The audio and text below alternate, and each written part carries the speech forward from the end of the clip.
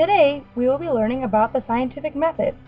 The scientific method is a way to ask and answer scientific questions by making observations and doing experiments. The steps to the scientific method are 1. Ask a question, 2. Do background research, 3. Construct a hypothesis, 4. Test your hypothesis by doing an experiment, 5. Analyze your data and draw a conclusion, and 6. Communicate your results. It is important for your experiment to be a fair test. A fair test occurs when you change only one factor or variable and keep all other conditions the same. Scientists use the scientific method to search for cause and effect relationships. In other words, they design an experiment so that changes to one item cause something else to vary in a predictable way. Going back to the steps of the scientific method now, the first step is ask a question. The scientific method starts when you ask a question about something that you observe. How, what, when, who, which, why, or where.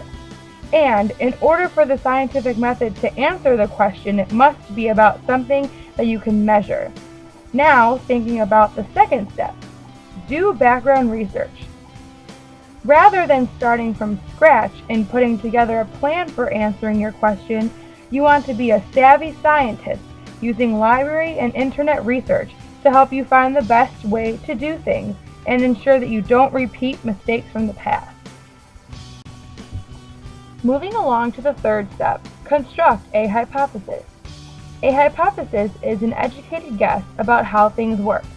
An example format for a hypothesis would be, if I do this, then this will happen. You must state your hypothesis in a way that you can easily measure, and of course, your hypothesis should be constructed in a way to help you answer your original question. On to the fourth step in the scientific method, testing your hypothesis by doing an experiment. Your experiment tests whether your hypothesis is supported or not. Remember, it is important for your experiment to be a fair test. You should also repeat your experiment several times to make sure that the results weren't just an accident. The fifth step is then to analyze your data and draw a conclusion. Once your experiment is complete, you collect your measurements and analyze them to see if they support your hypothesis or not.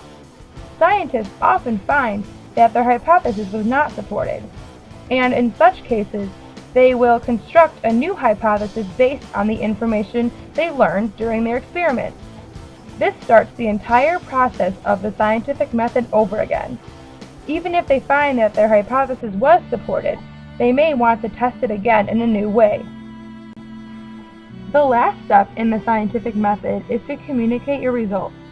To complete your experiment, you will communicate your results to others using some type of display board or paper or technology. Professional scientists do almost exactly the same thing by publishing their final report in a scientific journal or by presenting their results on a poster at a scientific meeting.